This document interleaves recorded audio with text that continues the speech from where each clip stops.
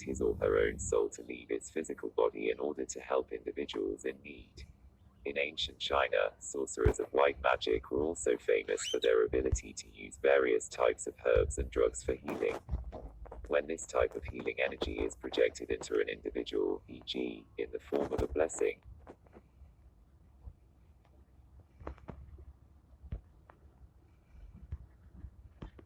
School of White Magic. Magic of the True Way, Zheng Dao. The sorcerer of the Zheng Dao, True Way, seeks to harmonize his or her Xing, human nature, and Ming, destiny, and produce happiness and spiritual integrity within mankind. The sorcerer of white magic works with benevolent spirits and divine celestial immortals by means of rites, seals, invocations, and other spiritual practices used in order to initiate healing, physical. 10. Energetic and spiritual. This school of magic constitutes the principal functions of the divine priesthood. In ancient China, this type of sorcerer was generally known as a Wu, magician or sorcerer, and was an active part of both the Taoist and Buddhist traditions. The Wu were essential in early Chinese society, acting as professional priests or priestesses, animistic magicians, and exorcists. In this type of training, a sorcerer of white magic may direct his or her own soul to leave its physical body in order to help individuals in need. In ancient China, sorcerers of white magic were also famous for their ability to use various types of herbs and drugs for healing. When this type of healing energy is projected into an individual, e.g., in the form of a blessing, a cord of divine white light extends from the sorcerer's energetic field into the individual's external energetic field.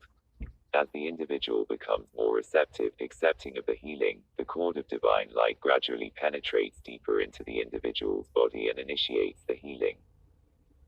One final note, although a sorcerer from the school of the white magic will ultimately triumph over a sorcerer from the school of the black magic, as sorcerers of black magic eventually fall victim to their own evil creations, the average so-called good person has absolutely no chance of withstanding the psychic attack of a sorcerer of black magic.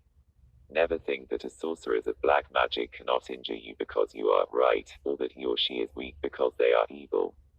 This would be similar to placing a professional street fighter in the ring with a baby, and saying that the baby will win the fight because it is pure of heart, and its soul is undefiled. Only fools underestimate this danger. Traditionally, sorcerers from the school of white magic protect themselves by devoting themselves fully to the training, developing the magical skills needed to resist and counter psychic and demonic attacks initiated from sorcerers of black magic. The School of Black Magic. Magic of the Sinister Way, Zhao Dao. The sorcerer of the Zhao Dao, Sinister Way, initiates the wrongful use of an individual's Qi, ghost, and Shen, spirit, and utilizes suffering, pain, and Daoist exorcism, encounters with sorcerers, ghosts, spirits, and demons. Fear in order to achieve the goals of acquiring power and control. The sorcerer of black magic works with malevolent spirits and demonic entities by means of rituals, pacts and agreements, rites, seals, invocations, possessions, and other spiritual practices in order to initiate control by creating anxiety, depression, disease or death, physical, energetic, and spiritual. This practice constitutes the principal functions of the demonic priesthood. In ancient China, this type of sorcery was also called Yao Dao, the way of the demon, Yao Shu, demon skill, Yao Fa, demon law, or Xi Dao, the evil way, Xi Shu, evil skill, or Xi Fa, evil law. In ancient China, there were sorcerers who were extremely fierce in their application of black magic. For example, certain sorcerers were famous for their ability to use various types of poisons as an instrument of inflicting evil, known as coup, sorcery. These sorcerers could induce severe diseased states, initiate coma, in order to steal a victim's soul, or cause death. The practice of black magic lends itself to numerous applications. For example, sorcery can be used for love spells or infatuation spells, to ruin a rival's business, to cause insanity or death, to cause separation, and even to cause a victim to become impotent. Most systems of sorcery and black magic practiced throughout the world share similar rituals, even though they are practiced in different parts of the continents. One example of a similar type of ritual used by all practitioners of black magic is hexing doll sorcery. In hexing doll sorcery, an effigy made of straw or other materials is fashioned to represent the victim. Hair, nails or any belongings of the victim are also attached to the hexing doll, and most significantly, a soul invocation mantra is recited to summon the intended victim's soul and energetically link it to the doll. Needles or pins are then stuck to the doll to inflict harm on the victim. Sorcerers with strong psychic or spiritual powers can cast a hexing doll spell and even kill an intended victim living in another part of the world. The power of black magic lies largely in the sorcerer's ability to summon and direct demonic spirits, which can exert tremendous power over an individual's jing, blood, body fluids, qi, and shen. In order to do the bidding and initiate psychic attacks onto a victim, sorcerers of black magic may also elicit the help of spirits of the dead, elementals, nature spirits, as well as demonic entities. Through their assistance, sorcerers are capable of utilizing the natural energies of the earth, working with the celestial powers of planets and star constellations, performing divination, creating spirit guardians, summoning and controlling spirit entities that inhabit the mountains, forests and lakes, as well as speaking secret incantations to effect physical changes in their victims. According to China's historical records, magical charms and spells were commonly used as instruments of black magic against the Wu of the Han Dynasty, 206 BC, 220 AD. However, the primary instrument of the sorcerer of black magic was the use of a human soul, or some portion of it.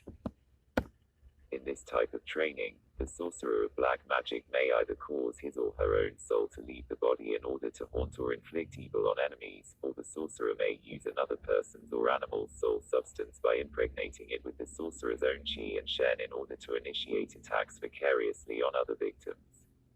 The sorcerer of black magic was also capable of plucking out a victim's vitality, meaning to energetically drain or steal a victim's eyes, ears, viscera, extremities, and internal organ qi. Some of these sorcerers had great spiritual powers, and could cause a victim to go insane or even die. When destructive energy is projected by a sorcerer of black magic onto a victim, e.g., in the form of a curse, a dark energetic cord of condensed animosity extends from the sorcerer onto the victim's external energetic field. As the victim weakens under the influence of the curse, the cord of dark energy containing the curse gradually penetrates, sinking deeper into the victim's body, initiating diseased states of mind, energy, and body. The universal law of like attracts like allows the curse to attache itself to the wounded dark, or evil, side of an individual. Two types of black magicians. There are two primary types of sorcerers utilizing black magic, described as follows. The first type of sorcerer is driven to fulfill his 11. www.daoistmagic or her conscious wants, desires, and acts through demonic support. These sorcerers use the demonic entities of the spirit realm, which are invoked through necromancy and invocation. The sorcerer causes great harm to the world through the utilization of these dark forces that exist within the energetic and spiritual matrix of creation.